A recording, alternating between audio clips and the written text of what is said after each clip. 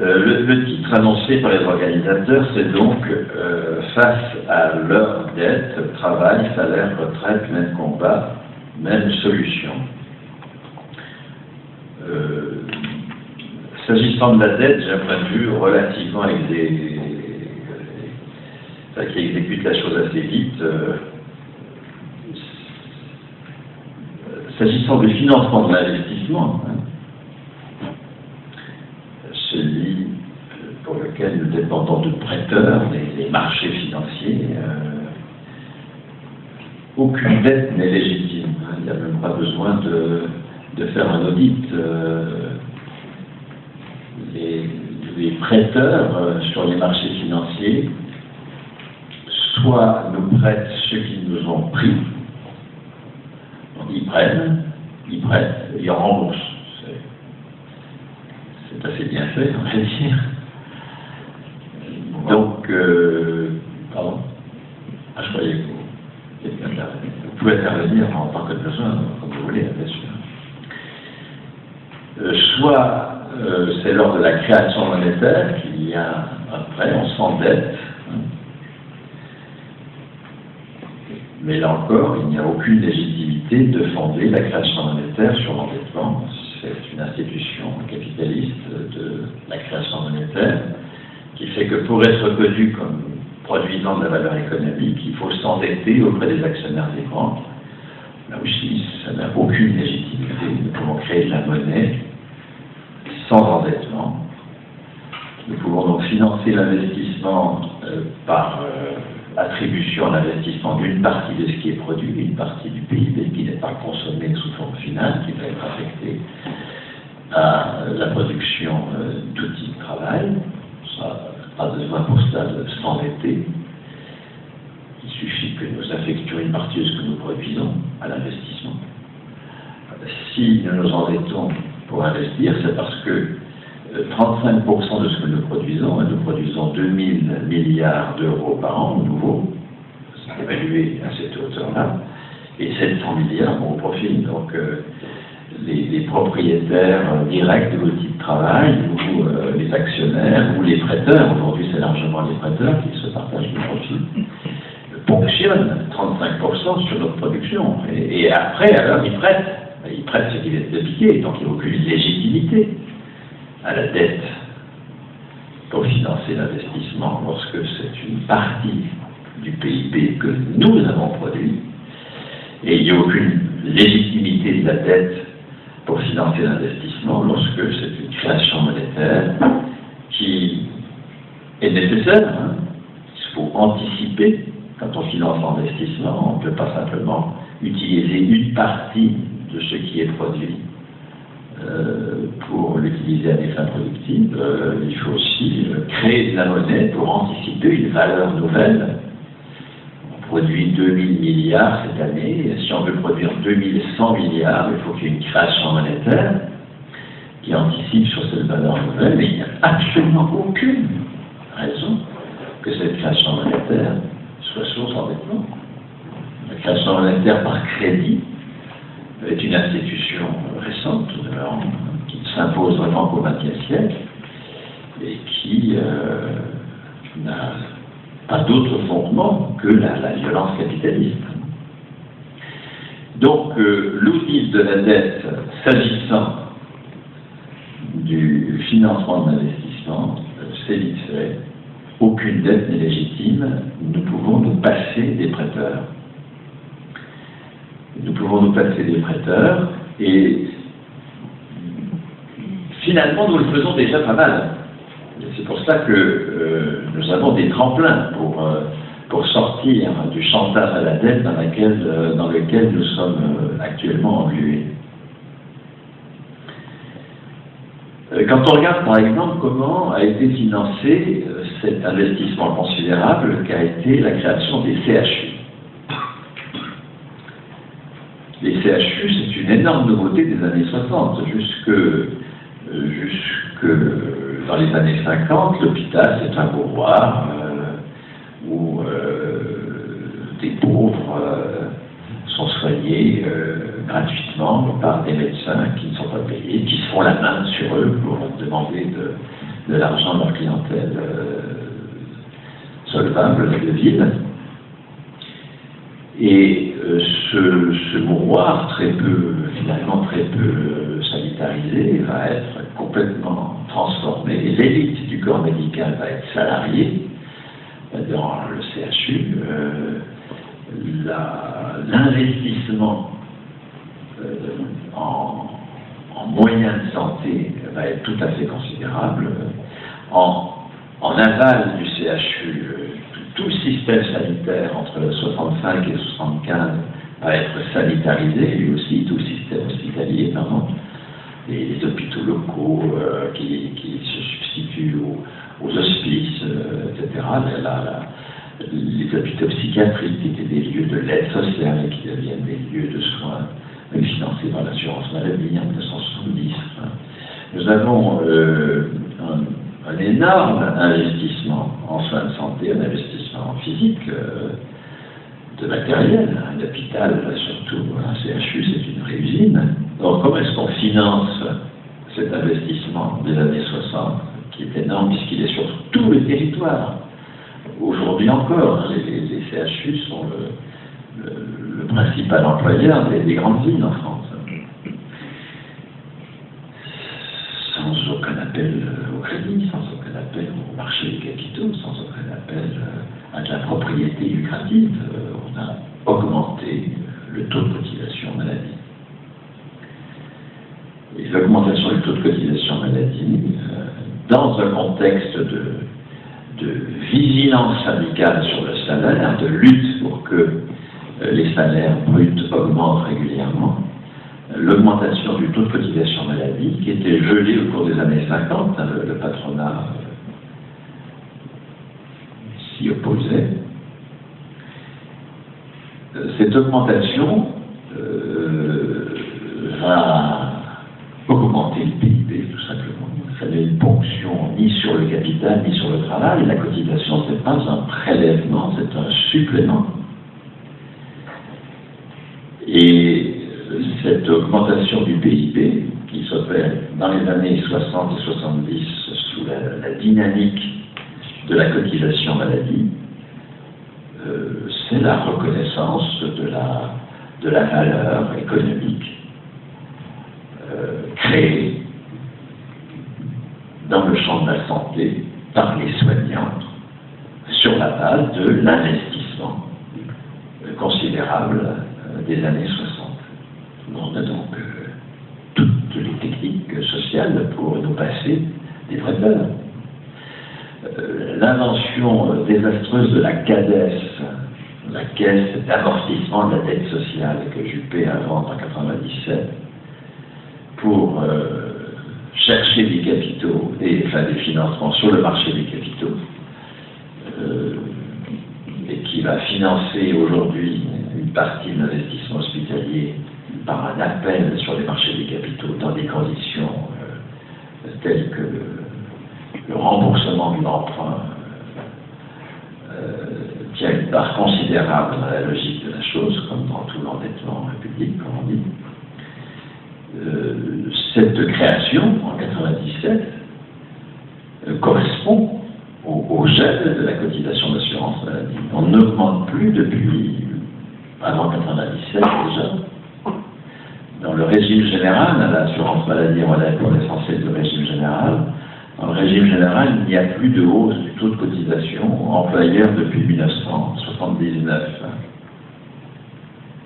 fait longtemps déjà que ce taux est gelé, et à ne pas utiliser la hausse du taux de cotisation comme moyen de financement de l'investissement hospitalier, eh bien, on va chercher des financements auprès des prêteurs, auprès du crédit.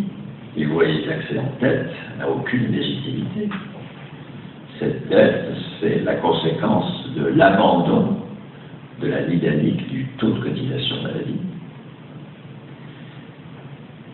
Et d'une façon générale, la dette qui finance le déficit des régimes de sécurité sociale, pour m'en tenir à ce point que je connais, disons,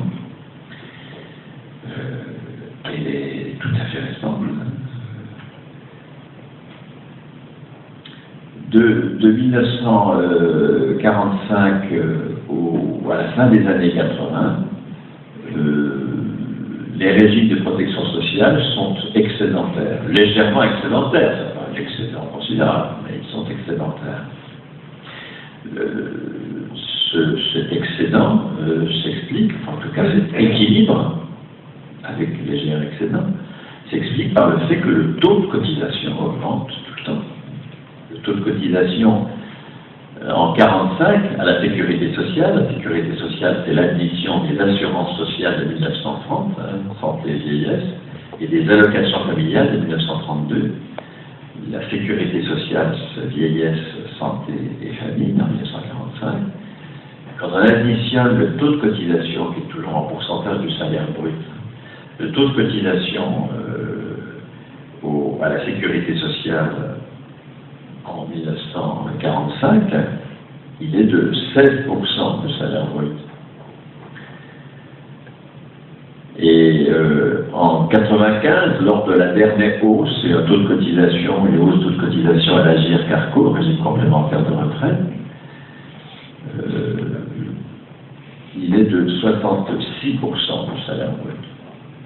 Donc on est passé de 16 à 66% du salaire brut, et c'est cette dynamique du taux de cotisation qui fait que nos régimes n'ont jamais été déficitaires et que nos PIB ont augmenté. Nos PIB ont augmenté grâce à la dynamique de la valeur économique reconnue à la production de soins, ça c'est la santé, et à la production des retraités, ça c'est la retraite, à la production des parents, des allocations familiales, et à la production des chômeurs, pour prendre les 4 branches de la sécurité sociale. La hausse constante du taux de cotisation, une fois passé de 16 à 66% du PIB, vous imaginez la bataille syndicale que ça suppose pendant 50 ans pour le salaire, pour se battre comme des chiens pour le salaire, pour obtenir une telle hausse du taux de cotisation. Cette hausse du taux de cotisation, c'est ça l'explication de ce qu'on appelle les 30 glorieuses. La croissance économique, ce n'est pas quelque chose qui s'opérerait dans la sphère capitaliste et qui permettrait, si elle grandit suffisamment et si la productivité du travail augmente suffisamment et si les syndicats sont en mesure de taxer le capital à certains moments, qui permettrait de créer un espace de solidarité, la sécurité sociale, où des soignants, des retraités, des parents font des choses utiles, mais non productives. Et donc, la cotisation, ce serait une ponction sur la valeur capitaliste. Il n'y aurait de valeur que capitaliste c'est-à-dire produite dans la sphère capitaliste. Et c'est la ponction sur cette production, grâce essentiellement au gain de productivité, qui permettrait de financer des activités utiles mais non productives. Ben, c'est pas du tout ça qui s'est passé. La cotisation sociale, ça n'est pas une ponction sur la valeur capitaliste. La cotisation sociale est un supplément de valeur qui reconnaît que les retraités, si je prends dans l'ordre de l'importance des branches de la sécurité sociale, les retraités qui n'ont ni employeur ni actionnaire, qui ne mettent en valeur aucun capitaux, qui ne produisent aucune marchandise capitaliste, donc qui ne correspondent pas du tout à la définition capitaliste du travail. Dans le capitalisme, on produit une valeur économique, on le travaille. Le travail, c'est le fait de produire de la valeur économique, et pas simplement des valeurs d'usage.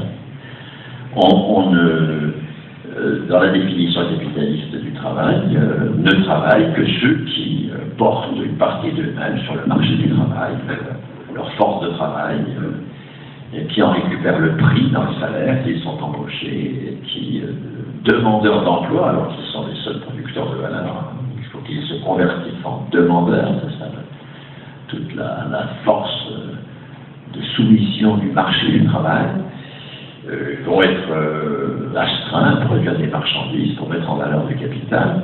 Ça, c'est la définition capitaliste du travail, mais précisément, nous l'avons dépassée. C'est ça que la grande invention du XXe siècle, c'est une autre définition du travail. Quand on a un salaire à vie, comme les retraités, comme les fonctionnaires, qu'ils soient les fonctionnaires de l'administration ou les fonctionnaires des hôpitaux, quand on a un salaire à vie, quand on ne met en valeur aucun capital, quand on ne produit pas de marchandises, on travaille. C'est-à-dire qu'on produit de la valeur économique. La lutte de classe au XXe siècle, elle aboutit à ça. Une immense victoire. Changer la définition du travail. Dire que ça n'est pas le marché du travail, ça n'est pas la propriété lucrative, et qui sont les institutions légitimes du travail, mais que le salaire à vie, qui est le contraire du marché du travail, la propriété d'usage, le financement de l'investissement sans crédit, sans dette, par la cotisation, c'est les institutions légitimes du travail. Voilà un progrès considérable en émancipation. Il n'y a pas besoin de passer par l'endettement, il n'y a pas besoin de passer par la soumission à un propriétaire, il n'y a pas besoin de s'appauvrir, faire ce travail d'appauvrissement de soi pour dans un curriculum vitae, nous présenter comme conformes aux attentes du marché du travail. Rien de tout ça n'est légitime, rien de tout ça n'est nécessaire. Nous pourrions, puisque nous le faisons déjà pour 700 milliards, 700 milliards d'euros, c'est les 150 milliards de salaires des fonctionnaires et les 550 milliards de la sécurité sociale, nous pourrions produire les 2000 milliards que nous produisons sans employeurs et sans actionnaires. Nous pourrions les produire sans la dictature du temps, qui est aussi notre institution de capital. Mais vous voyez, pour être ainsi à l'offensive, arrêter d'être sur la défensive comme nous le sommes depuis 30 ans, finalement en échec. Pour retrouver l'offensive,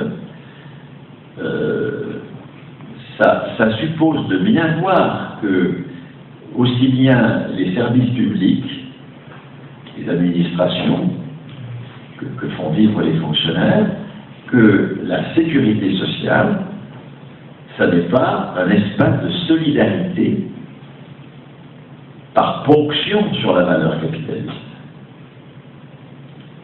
Qui veut dire qu'au XXe siècle, ce qu'aurait fait le mouvement ouvrier, c'est modifier le curseur dans le partage entre salaire et profit, d'améliorer la part du salaire en réduisant celle du profit. Ce qui voudrait dire aussi que seule la forme capitaliste du travail crée de la valeur. Que tous ceux qui n'ont pas d'emploi, qui ont un salaire à vie, comme les fonctionnaires ou les retraités, tous ceux qui travaillent sans mettre en valeur de capital, sans produire de marchandises, que tout cela ne travaillerait pas. Ce seraient des gens utiles mais non productifs. Les retraités seraient des gens utiles mais non productifs. Les fonctionnaires seraient des gens utiles mais non productifs. Les parents seraient des gens utiles mais non productifs. Les chômeurs, les soignants. C'est pas du tout ça qui s'est passé. Ce qui s'est passé, c'est quelque chose qui n'aménage pas le capitalisme en créant un espace de solidarité pour des activités utiles mais non productives par ponction sur la valeur capitaliste. La cotisation et l'impôt ne sont absolument pas une ponction. La cotisation et l'impôt, c'est l'affirmation anticapitaliste que nous produisons de la valeur économique alors même que nous n'avons aucun employeur. Les retraités n'ont aucun employeur. Ils ne vont pas sur le marché du travail. Ils ne produisent pas de marchandises capitalistes. Et pourtant, ils produisent 260 milliards d'euros. Leur pension. 13% du PIB. Les fonctionnaires ne sont pas sur le marché du travail, ils ont passé un concours qui les définit comme titulaires d'un grade, et le grade c'est le contraire de l'emploi. L'emploi c'est le poste qui est qualifié, ça donne tout le pouvoir aux employeurs. Le grade c'est la personne qui est qualifiée. Un fonctionnaire est payé pour son grade, s'il n'a pas de poste il est payé. Il n'y a jamais de chômage chez les fonctionnaires parce qu'il n'y a pas d'emploi. Parce que ce n'est pas le poste de travail qui est le support du salaire, c'est la personne même qui est payée. Les fonctionnaires sont payés à vie, c'est pour ça que la retraite des fonctionnaires, c'est le prolongement du traitement, du dernier traitement, qui est toujours le meilleur. C'est pour ça qu'il n'y a que de la progression, on ne peut jamais diminuer le salaire, parce que ce n'est pas le poste de travail qui décide du salaire à la fonction publique. Ce n'est pas l'emploi, il n'y a pas d'emploi dans la fonction publique.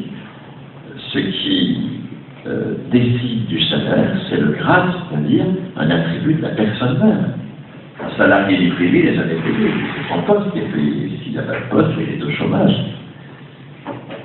L'origine du chômage, c'est la qualification du poste, c'est-à-dire c'est l'emploi. Plus il y a d'emploi, plus il y a de chômage. C'est pour ça que penser que le plein emploi c'est la réponse au chômage est aberrant. La réponse au chômage, c'est la suppression de l'emploi. La réponse au chômage, c'est l'attribution de la qualification à la personne. C'est la généralisation pour tous du salaire à vie. Vous voyez que nous pouvons, je vais arrêter là ce petit propos initial pour lancer le débat, nous pouvons délégitimer toutes les institutions du capital. La propriété lucrative, c'est-à-dire le droit de retirer un revenu d'un patrimoine. Donc, par ponction sur le travail d'autrui, puisqu'il n'y a que le travail qui produit de la valeur. Si donc, comme propriétaire, j'ai un revenu, c'est que je ponctionne la valeur produite par autrui. Le droit de propriété lucrative, nous l'avons déjà largement subverti avec les services publics, avec la cotisation. Le crédit qui fait de nous des débiteurs, si nous voulons être reconnus comme producteurs, il faut que nous soyons débiteurs des actionnaires des banques. Le crédit, nous l'avons complètement, nous nous en sommes complètement passés pour financer les quantités d'investissements liés à l'école, liés à la santé, pour prendre ces deux consommations gratuites qui ont été créées pour la santé au XXe siècle. Le marché du travail, mais nous l'avons complètement subverti avec le salaire à vie. Il n'y a pas de chômage chez les retraités. Pourtant, les retraités travaillent, ils produisent 13% du PIB. Il n'y a pas de chômage, parce qu'il n'y a pas d'emploi, parce qu'il n'y a pas de marché du travail. Parce que les retraités ont un salaire à vie. Donc, ces salariés qui sont dans l'angoisse, parce qu'ils ne savent pas ce que le nouvel actionnaire va faire de leur entreprise, quel contour il va lui donner, s'il va délocaliser, mener une autre stratégie, faire un plan de licenciement, etc., etc. Cette angoisse-là est tout à fait surmontable par deux choses, mais qui sont à notre portée, puisque nous les avons déjà partiellement réalisées et qu'elles expliquent déjà 35% du PIB. C'est le salaire à vie. Si mon poste disparaît, je continue à être payé, parce que je ne suis pas payé pour mon poste. Le salaire à vie peut être généralisé, nous pouvons répartiteur attribue un salaire à vie, à tout le monde. Un salaire, pas un revenu. Un revenu, c'est ce qui nous confirme notre statut de mineurs sociaux. C'est ce que le capitalisme dit que nous sommes. Des mineurs sociaux qui avons droit à du pouvoir d'achat, parce que nous avons des besoins à satisfaire. Le salaire, il ne dit pas ça du tout. Le salaire, c'est pas du pouvoir d'achat. Le salaire, c'est le contraire. Le salaire, c'est la reconnaissance de la qualification qui dit il y a production de valeur économique.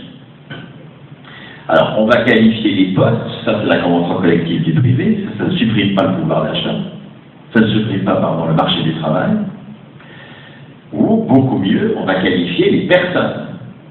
Ça, c'est les retraites du privé, c'est la fonction publique et donc les retraites du public. Nous avons donc déjà surmonté le chantage à l'emploi. Mais que nous ayons tous un salaire à vie, par exemple dans la fourchette de 4 niveaux de qualification, avec un salaire qui donc démarrerait à 1500 € à 18 ans, irrévocable bien sûr, pour tous, quel que soit leur passé scolaire, etc. Et jusqu'à un maximum de 6 000 € par mois. Ce salaire à vie n'a de sens, bien sûr, que si nous pouvons utiliser notre qualification personnelle sur des objets et des moyens de travail dont nous sommes propriétaires, sur lesquels nous avons prise. Il est clair que les salariés de l'industrie du luxe en France savent beaucoup mieux que Pinault ce qu'il faut faire. Les salariés de la sidérurgie savent bien mieux que Mittal ce qu'il faut faire. Les salariés de n'importe quelle entreprise savent bien mieux que les actionnaires ce qu'il faut faire. Et nous sommes en rage devant des désindustrialisations qui sont des pertes de savoir-faire, des pertes de souveraineté nationale, alors même que nous avons tous les atouts pour maîtriser l'industrialisation. Donc, encore faut-il assumer la nouveauté de la cotisation sociale et voir que nous pourrions transposer la cotisation sociale au financement de l'investissement en créant une cotisation économique. Nous pouvons généraliser les salaires à vie des retraités, des fonctionnaires. C'est-à-dire déjà de plus de 10 millions de personnes, parce que quand je parle du salaire à vie des retraités, je ne parle que du salaire à vie de ceux des retraités qui ont une pension proche de leur salaire. Parce que si la pension est à 600 €, on n'est pas dans le salaire à vie, on est dans la survie. Mais sur les 15 millions de retraités, il y en a à peu près la moitié qui sont dans cette situation de pension proche de leur salaire. Donc ça fait 7 millions de personnes, et 5 millions de fonctionnaires. Vous voyez, vous avez déjà plus de 10 millions de personnes qui sont dans le salaire à vie. Généralisons ça à tout le monde de 18 ans d'abord. Pour qu'il y ait un salaire à vie pour tous dans la fourchette de 1500 € net, premier échelon, 6 000 € net, dernier échelon. Si nous voulons ainsi distribuer un salaire à vie à tous, comme droit politique, avec un salaire moyen de 2200 € par mois, net, pour 50 millions de personnes vivant en France au-dessus de 18 ans, vous voyez, ça nous fait 25 000 € par personne, et par an, pour 50 millions, ça nous fait 1 250 €. Nous consacrons actuellement au salaire 1 200 €. Et 1200 milliards, merci. 1200 milliards d'euros et au revenu des indépendants, qui du coup deviendraient des salariés à la qualification, comme tout le monde, mais qui seraient des travailleurs indépendants, payés à la qualification et non pas financés par leur chiffre d'affaires, qui peut être très faible. Prenez des architectes qui démarrent, prenez des tas de travail indépendants, le chiffre d'affaires peut être très faible, et faire dépendre les ressources de ce chiffre d'affaires est un procédé que nous pouvons largement remplacer par un droit au salaire à vie qui concerne aussi les travailleurs indépendants. Si nous voulons donc aujourd'hui simplement additionner ce qui va au salaire et ce qui va au travail indépendant, on est à 1300 milliards. Donc, dans la situation actuelle, nous pourrions inscrire toutes les ressources entre 1500. Nous pourrions supprimer toutes les ressources inférieures à 1500 euros net par mois. Là, tout de suite. Dans les limites de ce que nous produisons déjà maintenant. Donc, le salaire à vie de 18 ans à la mort est tout à fait accessible. Nous avons une anticipation qui concerne déjà des millions de personnes, nous pouvons généraliser à tous. La cotisation comme financement de l'investissement à la place de la propriété lucrative, c'est tout à fait accessible. Nous le faisons déjà massivement, et c'est depuis que nous ne le faisons plus que ça va mal. L'hôpital a beaucoup plus mal depuis que nous le finançons par les marchés financiers, comparé à ce qu'il était quand nous le financions par les hausses des cotisations maladie. Pour prendre ce seul exemple. Donc nous pouvons au contraire retrouver une dynamique considérable en retrouvant les chemins de la cotisation, en allant plus loin que ce que les générations précédentes ont construit, et avec quel effort ont-ils construit. Nous pouvons généraliser une cotisation investissement qui se substituera au profit.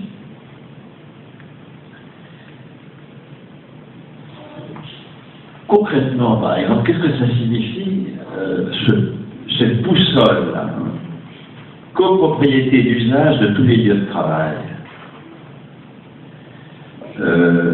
salaire à vie pour tous, financement de l'investissement sans crédit. Si on a cette boussole-là, qu'est-ce que ça signifie en termes de revendication dans une lutte immédiate, comme par exemple la lutte pour la retraite? Ça veut dire retraite à 55 ans, retrouver la revendication traditionnelle qui a été abandonnée il y a une dizaine d'années, assez subrepticement, peu de congrès pour passer de 55 à 60 ans à la revendication de la pension. Une retraite à 55 ans, ce qui veut dire que la retraite, c'est pas la fin du travail.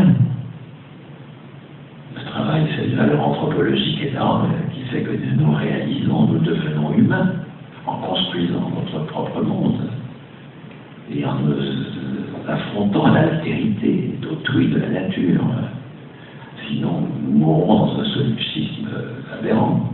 Donc le travail, comme réalité anthropologique, on ne va quand même pas priver de travail des gens après 55 ans, ça n'a pas de sens. Moi, j'espère bien travailler jusqu'à maintenant. En ce moment, je suis en train de travailler, par exemple.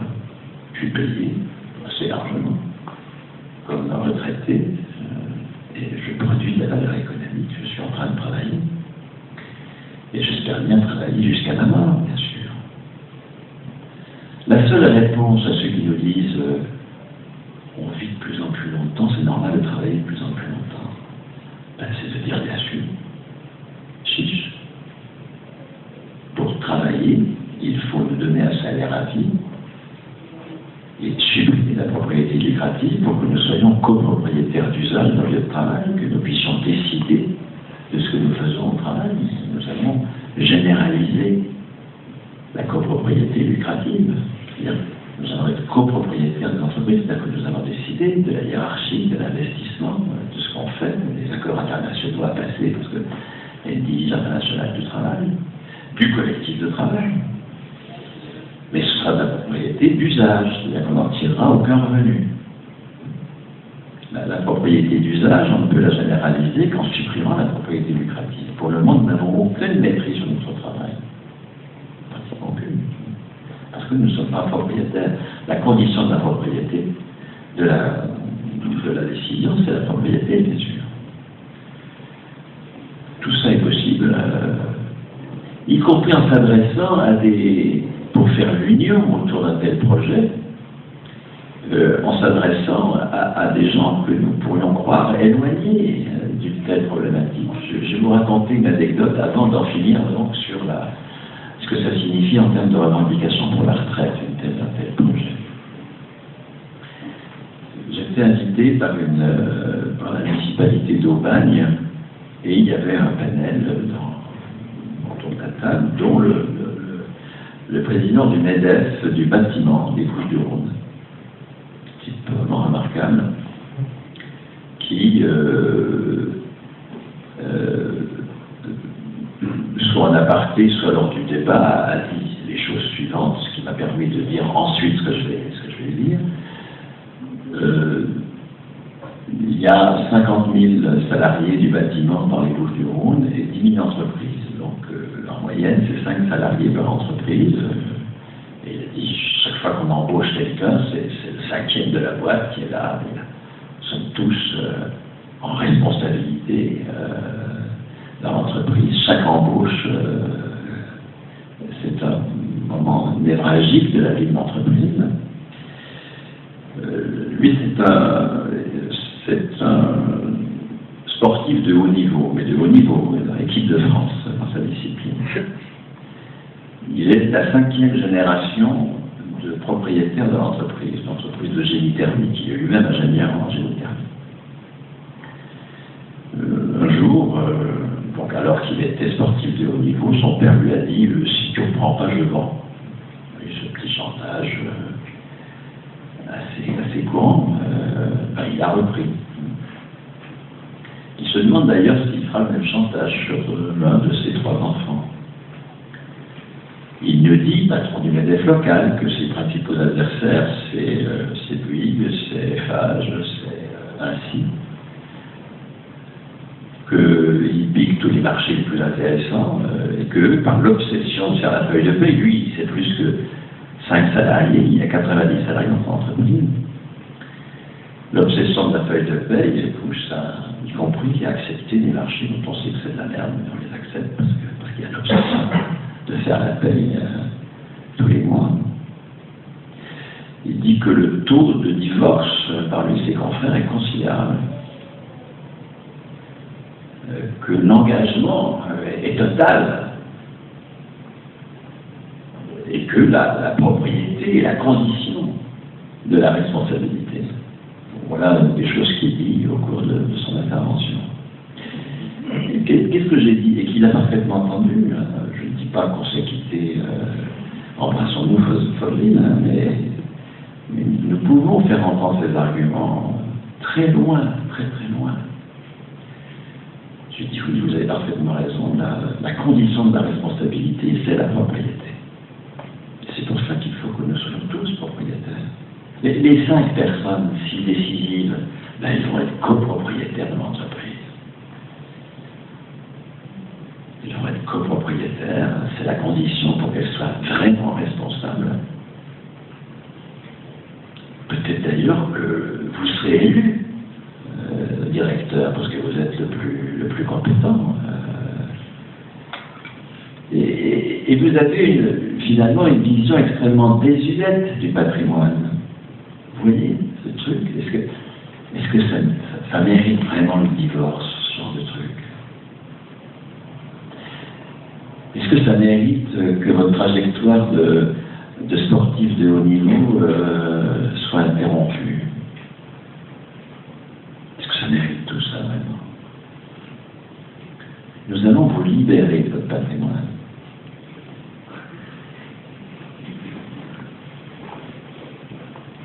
Ça peut être entendu par des tas de gens, vous savez ça. Nous allons vous libérer de votre patrimoine, et puis nous allons vous libérer de l'obsession de la feuille de paie. Parce que ce n'est plus vous qui allez payer vos salariés. Ce possessif va disparaître. L'entreprise va payer une cotisation salaire au prorata de sa valeur ajoutée. Si nous voulons un salaire à vie pour tous avec une salaire, vous voyez, il faut 1250 milliards, il faut donc 60% du PIB, eh bien, 60% de votre valeur ajoutée, de la valeur ajoutée de l'entreprise, dont vous serez copropriétaire d'usage avec les autres, va aller une cotisation salaire. Si vous avez peu de chiffre d'affaires, peu de valeur ajoutée, la cotisation sera faible. Si vous avez une forte valeur ajoutée, elle sera élevée. Mais vous n'avez plus à avoir l'obsession de la feuille de paie, vous ne serez plus obligé de prendre des marchés de merde pour faire la paie. Vous n'aurez pas à faire la paie. C'est des caisses de salaire qui verseront le salaire à vie à tous, indépendamment des aléas du chiffre d'affaires des entreprises. C'est ce qu'on fait déjà pour la santé, c'est ce qu'on fait pour la vieillesse. Heureusement que ce n'est pas mon employeur qui paye mon opération du cœur.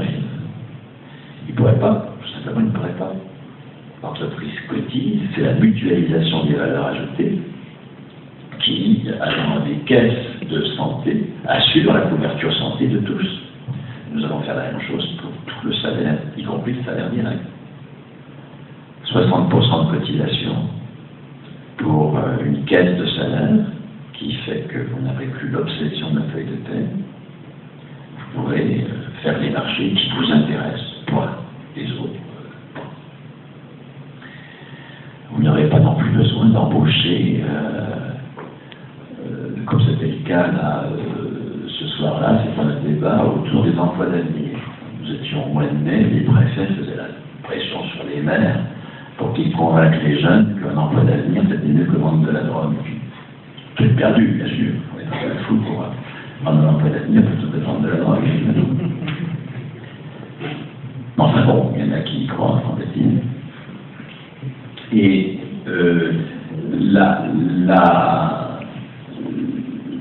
qu'est-ce qu'il a fait, lui? Il l'a dit à plusieurs reprises. Moi, depuis 3-4 jours que je vois cette pression du préfet pour que mes collègues embauchent un emploi d'avenir, je fais le tour des collègues pour leur dire, attendez, ne supprimez pas vos apprentis pour les remplacer par un emploi d'avenir.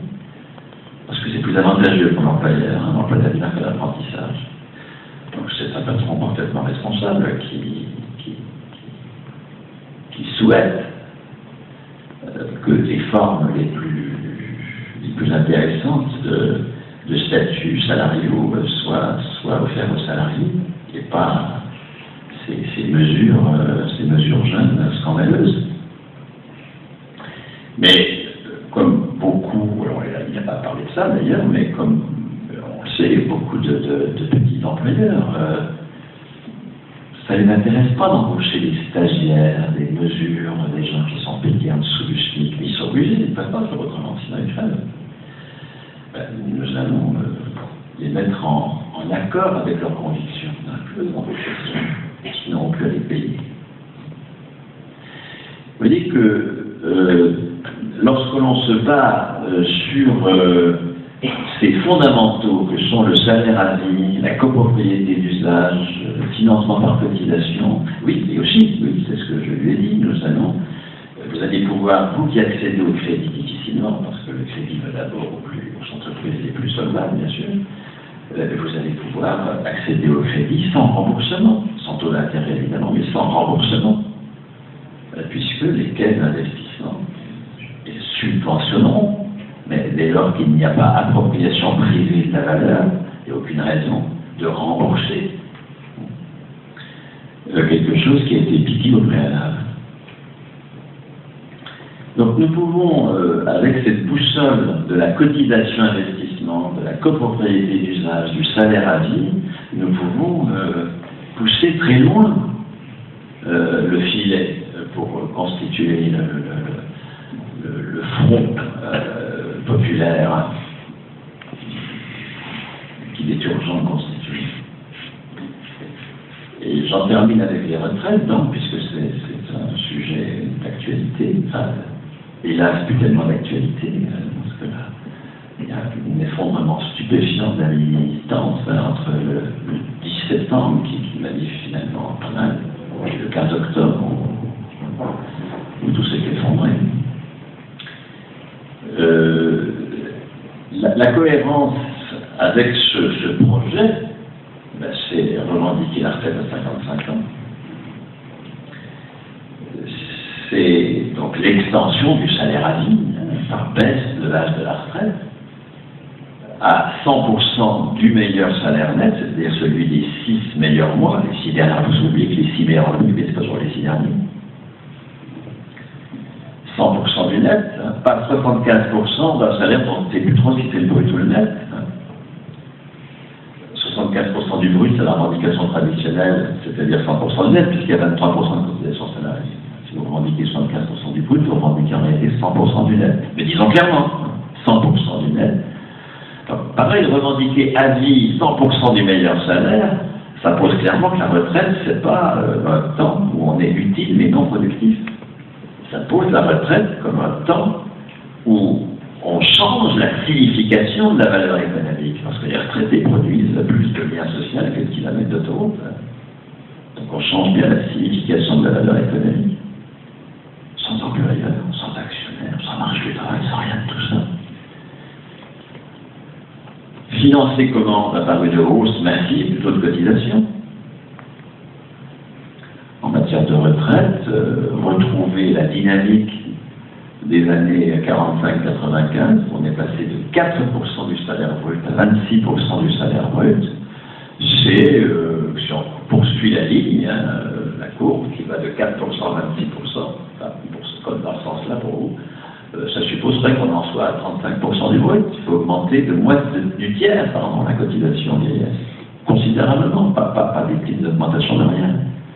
Ce qu'a fait en 23 ans, le ministre communiste du Travail, quand il arrive à la sécurité sociale en 1945, il double le taux de cotisation. C'était 16% du brut pour la totalité. Famille, vieillesse, 4% pour la santé, 4% pour la vieillesse, 8% pour la famille, 16%. Il double, 32%, comme ça. Ça marche très bien. Il n'a piqué sur personne, sur rien. Il a augmenté le PIB en attribuant de la valeur au travail des parents. Figurez-vous, en plus, si c'était l'essentiel de la Sécu, c'était les allocs à l'époque.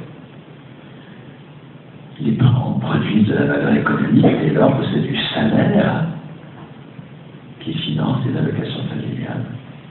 Tout comme les retraités produisent de la valeur économique dès lors que c'est du salaire qui les paye. Donc, j'en finis. Cette hausse massive de la cotisation a augmenté le PIB, mais si on estime que la hausse des prix qu'elle a générée est ennuyeuse dans la compétition internationale, annulons la hausse en assortissant la revendication de hausse massive du taux de cotisation vieillesse par la revendication de suppression des dividendes. Les dividendes et les frais financiers, actuellement, c'est 300 milliards. Sur les 700 milliards que nous piquent les propriétaires nous piquent 700 sur les 2000 milliards que nous produisons. Ils n'en investissent que 400. 400. L'investissement, c'est 20% du PIB.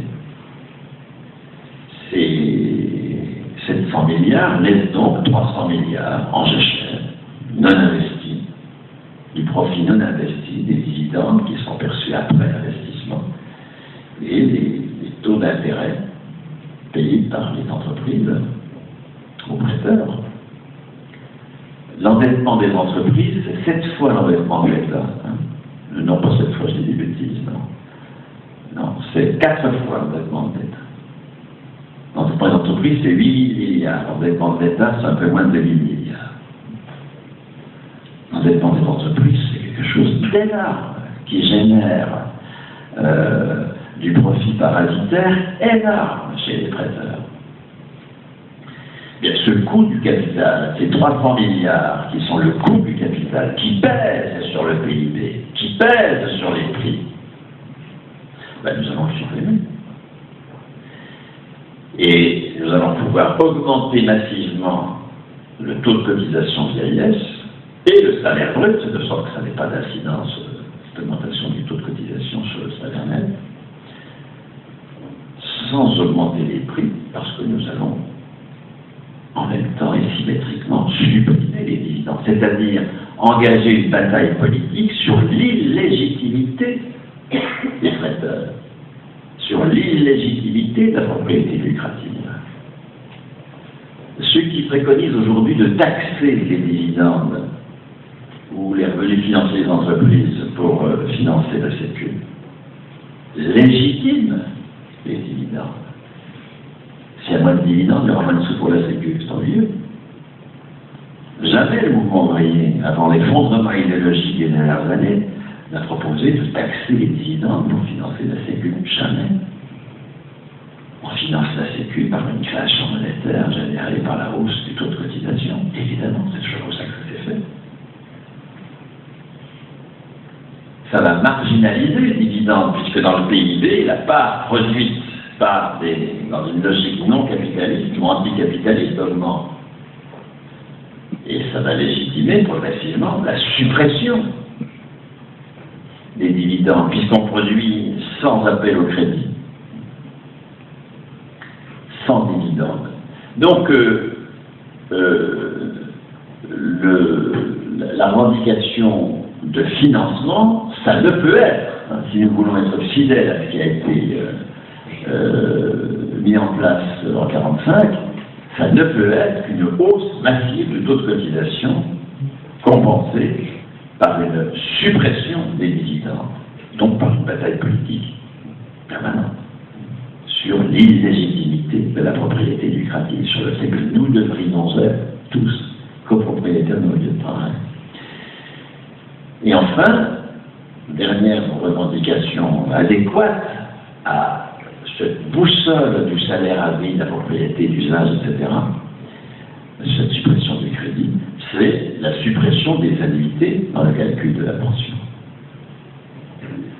Pourquoi est-ce qu'il faut supprimer les annuités dans le calcul de la pension et non pas revenir à 35 ans et demi, non pas passer à 35 ans, non pas changer le mode de calcul en intégrant les années d'études, l'apprentissage, le chômage non indemnisé, en affectant dans le coefficient les années de pénibilité dans des comptes individuels, etc., etc.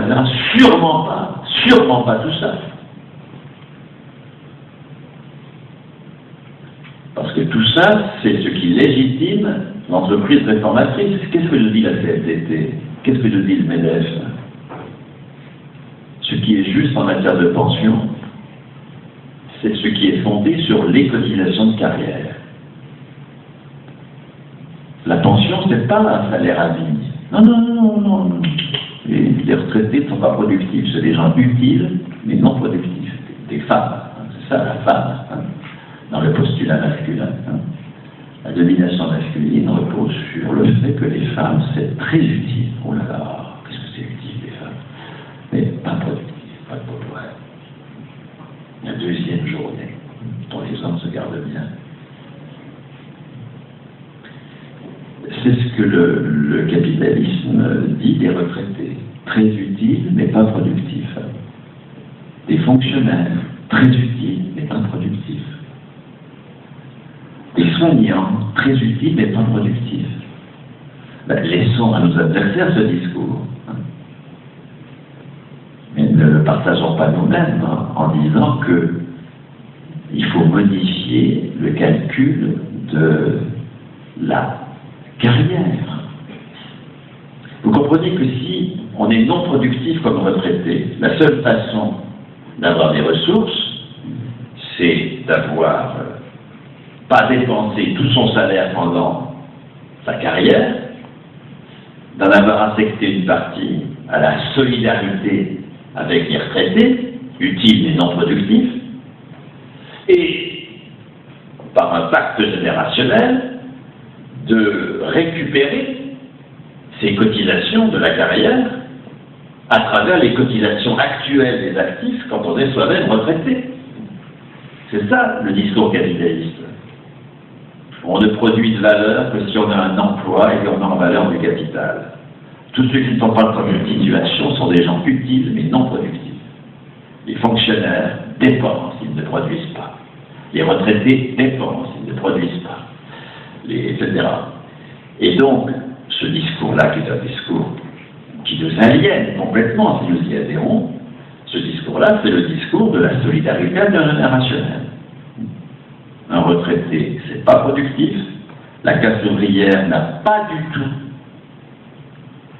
généré dans son combat d'institutions anticapitalistes, c'est-à-dire des institutions qui définissent autrement le travail et la valeur économique.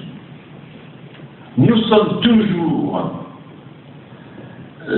sous la loi capitaliste que ne travaillent que ceux qui ont un emploi sur un marché du travail, mettent en valeur du capital en produisant des marchandises, tous les autres, c'est des utiles non productifs, et c'est donc la solidarité intergénérationnelle qui finance les pensions. C'est donc les cotisations de carrière qui doivent être le critère de définition de la pension. je dois avoir une pension à la mesure de la solidarité dont j'ai fait preuve avec la génération des retraités quand j'étais actif moi-même. C'est le discours de la CFDT. C'est le discours des réformateurs.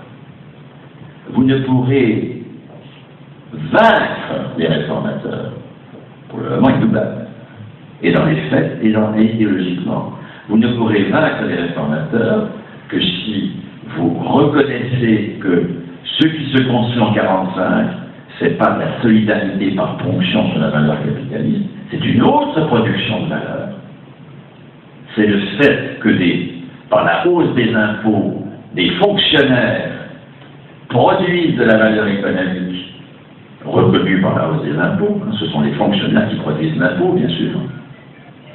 Et augmentent le PIB à partir de la production qu'ils font. Sinon, ils pourraient me prouver que, je ne sais pas quoi, moi, un jardinier municipal dépense, alors que si les jardins publics sont concédés à Veolia, le jardinier salarié de Veolia produit.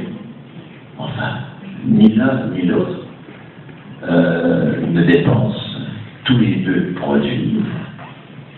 Sauf que l'un c'est une production capitaliste qui met en valeur le capital des actionnaires de Veolia, l'autre c'est une production anticapitaliste. C'est pour ça que le capital dit toujours que ben non, un fonctionnaire ça dépense, ça ne produit pas. Et lorsque nous acceptons le terme de dépense publique, quand nous acceptons le terme de prélèvement obligatoire, nous sommes dans l'aliénation, tout simplement. Or, nous nous sommes battus sur les retraites sur un mot d'ordre aliéné. Solidarité intergénérationnelle. Ça veut dire que les retraités dépensent. Et ils sont légitimes à dépenser que l'équivalent peu ou prou de leur contribution à la solidarité quand ils étaient eux-mêmes actifs. Il n'y a de valeur que capitaliste. La classe ouvrière n'a jamais été révolutionnaire, ne le sera jamais. On peut juste aménager le capitalisme en profitant des gains de productivité pour socialiser les salaires au-delà de ceux qui produisent la valeur. Donc la seule réponse possible à ce discours, c'est de supprimer les annuités pour dire clairement que la contrepartie en valeur de la monnaie, il faut qu'une monnaie ait une contrepartie en valeur, il faut qu'il y ait du travail en face d'une monnaie. C'est-à-dire que le travail qu'il y a en face de la monnaie pension, c'est le travail des pensionnés. Que ce sont les pensionnés qui produisent, les retraités qui produisent les 260 milliards de pensions qu'ils touchent. De même que ce sont les soignants qui produisent la cotisation maladie. La cotisation maladie, c'est pas un truc qui serait produit dans la sphère capitaliste et puis qui irait à des bonnes sœurs. Très utile mais non productive. Pas du tout. La cotisation maladie, elle est produite par les soignants, bien sûr. Et plus vous augmentez la cotisation, plus vous augmentez le PIB, parce que plus vous augmentez la production de santé, ce qui est quand même mieux que d'augmenter la production de bagnoles. La production anticapitaliste, y compris d'un point de vue écologique, y compris du point de vue de notre avenir collectif, elle est infiniment supérieure à la production capitaliste.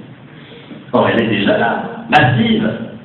Et toute l'entreprise capitaliste, c'est de nous faire croire, mais non, c'est pas de la production, c'est de la dépense. Les retraités, je l'ai dit, produisent plus de liens sociaux que de kilomètres d'autoroute. Ouf. Ah ben non, les retraités dépensent. C'est bien sûr que non. La cotisation vieillesse, ce sont les retraités qui la produisent.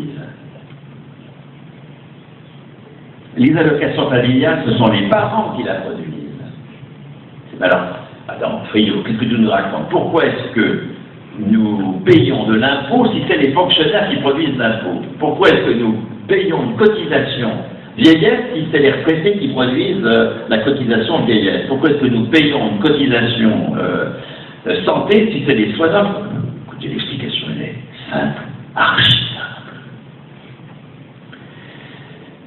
Les soignants, les fonctionnaires, les retraités, les parents et les chômeurs, pour prendre, c'est sûr que c'est les chômeurs qui produisent les allocations de chômage. Il n'y a pas de solidarité entre les actifs occupés et les chômeurs.